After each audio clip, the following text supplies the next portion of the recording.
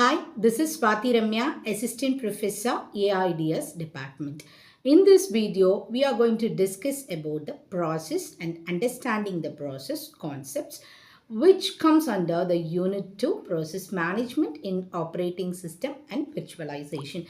This topic is very important because every activity performed by the computer system is based on the process. Whether you open a browser, compiling a program, playing music, or even typing in a text editor, the operating system internally creates and manages the process. So, by understanding this topic, you are actually learning how an operating system brings a computer system to life. So, let's go into the slides. Process control. Now let's see the structure of PCB. Before getting into the structure of PCB, let's see why this process control block is so important.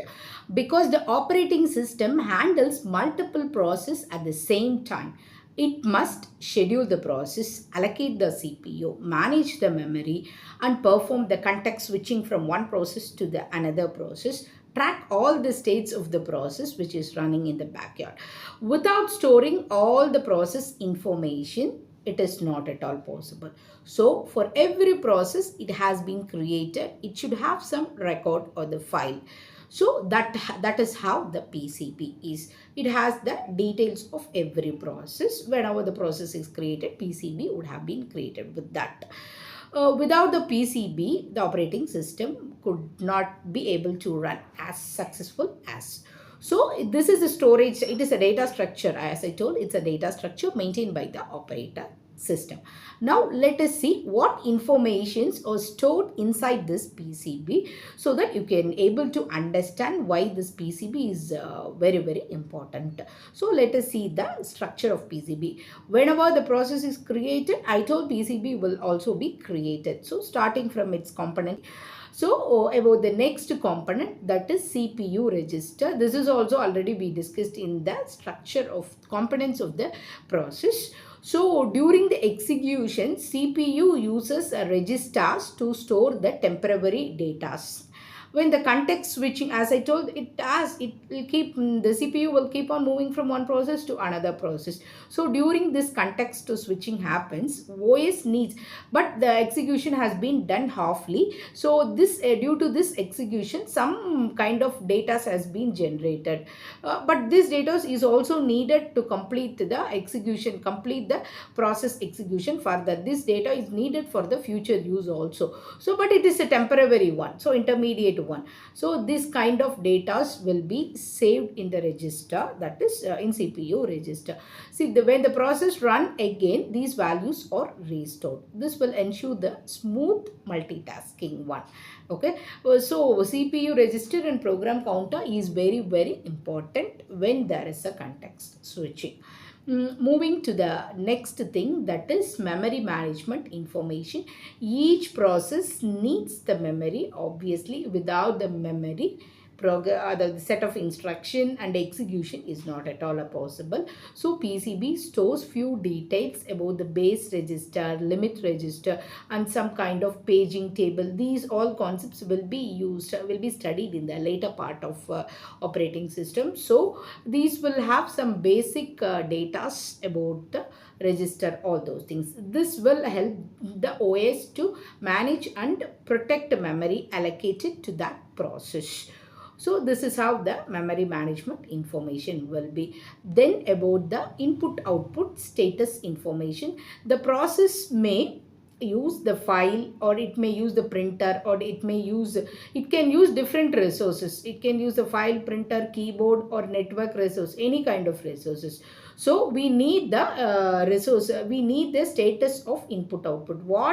Currently what input output resource has been used by the process. PCB stores the input output devices, which input output time has been allocated at what time, and how much resources has been used, and how much input output resources is needed for further execution. All those data will be there in input output status. So it will input output devices are allocated and what process, what operations are pending till what things we have been done already. All those things will be there in input output status. This is how the resource management done. Input output resource management will be done with the help of input output status. Then about the scheduling information. Scheduling is very important concepts. In the next unit we will discuss about the scheduling, different types of scheduling.